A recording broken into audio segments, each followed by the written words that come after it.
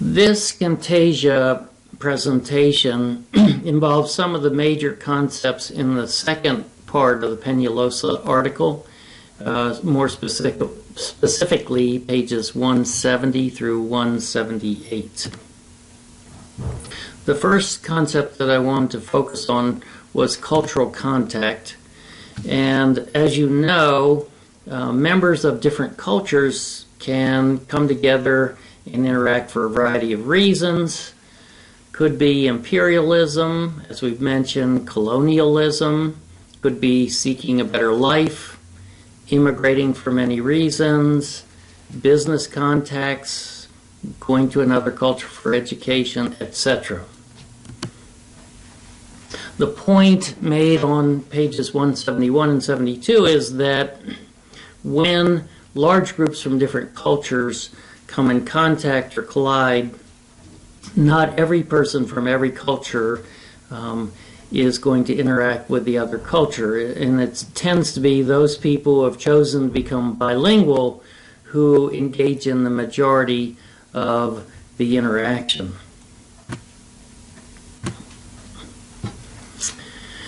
In countries that have a long history of distinct cultural groups with different languages, like Canada and Belgium, often many times these groups tend to settle in very distinct geographic areas.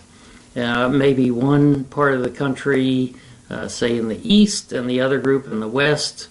We also have examples in the United States. For example, the Chinese Americans have their own distinct Chinatown in New York City and also in San Francisco.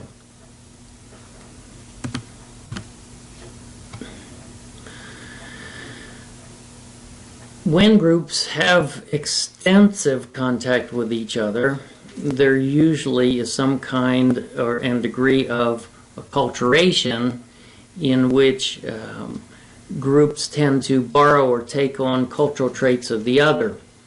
This usually is not an equal enterprise. Usually minority groups are the ones that tend to acculturate to the majority more than vice versa.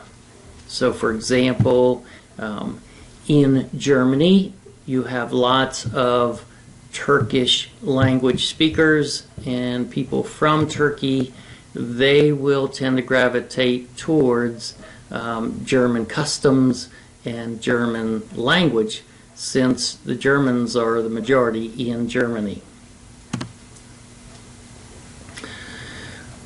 When groups are allowed to or choose to completely melt or accept all the traits of the majority group plus their language, they are said to assimilate.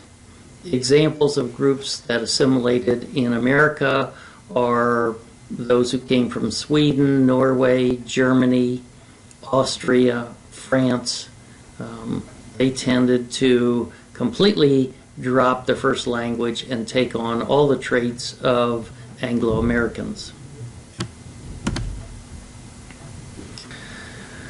As you'll find out in pages 174 through 178, there's a lot of factors that determine just how much and how quickly a group might assimilate. In the United States, the one factor that determined how much and how fast has been the skin color or appearance of the groups that came into the United States. So, for example, if we talk about the Chinese Americans, they were easily identified as being different, so they did not assimilate as fast. Same with African Americans. And so even today you see the assimilation is not as great as it was with, say, Germans who came over. Okay. Relating to how groups tend to keep or drop their language, when you have large immigrant groups such as the Chinese, the Mexicans, Puerto Ricans, many within that group have chosen to undergo what's called language maintenance, where they keep the first language. and they have resisted language shift, which means they give up their first language and completely adopt the target or mainstream language. It is possible that you can do both, right? Bilinguals have maintained their first language and also adopted the second language or the majority language. But in that case, they really haven't shifted. Lots of factors affect whether a group wants to or tends to shift their language. One is the size. Obviously, the larger the group, the less they will tend to shift. Concentrations, where they're located.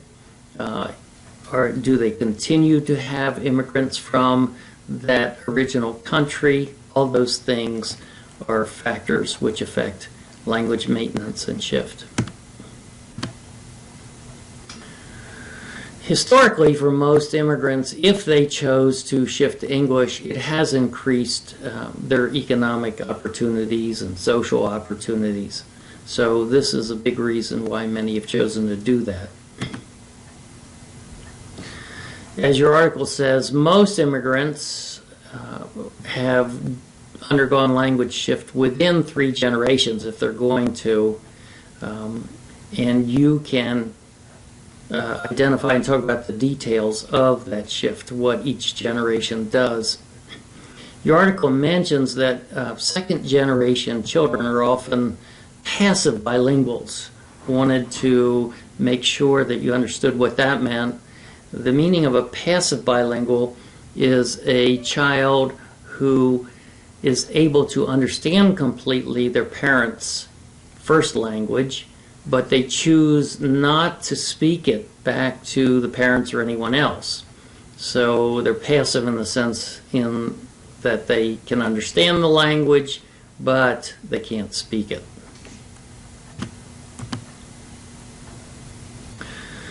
Obviously, a country's language policy impacts the degree to which groups are willing to or likely to shift their language. A little bit surprisingly, the more intense the effort by the receiving group and the more repressive they are, the more nationalistic they are, the less an incoming group is likely to undergo language shift. And we have some examples of this. The French versus the Spanish were the same language group. The Basque population lives in between France to the north and Spain to the south. The French took a rather hands-off approach, laissez-faire, about the Basque learning French. You can learn if you want to, but you don't have to. It may increase your opportunities.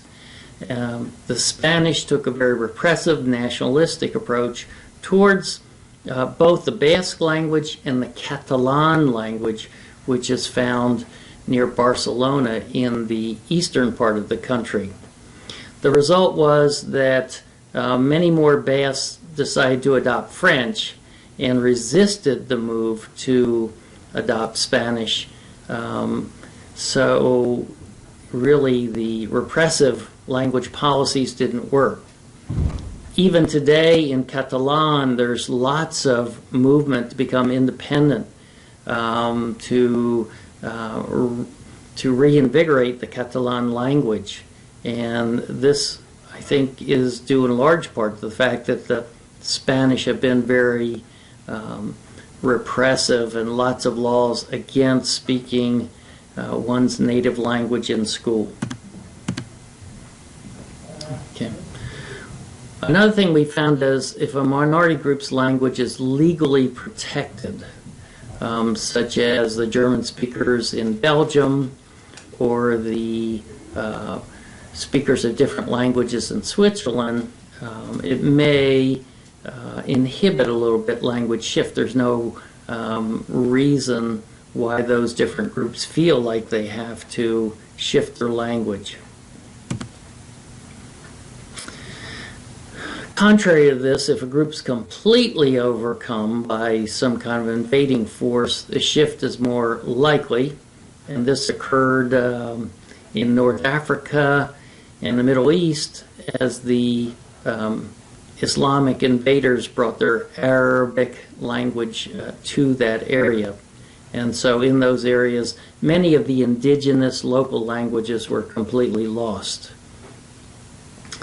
Obviously, the same thing happened in parts of South America and the islands where the Spanish explorers were conquering different tribes.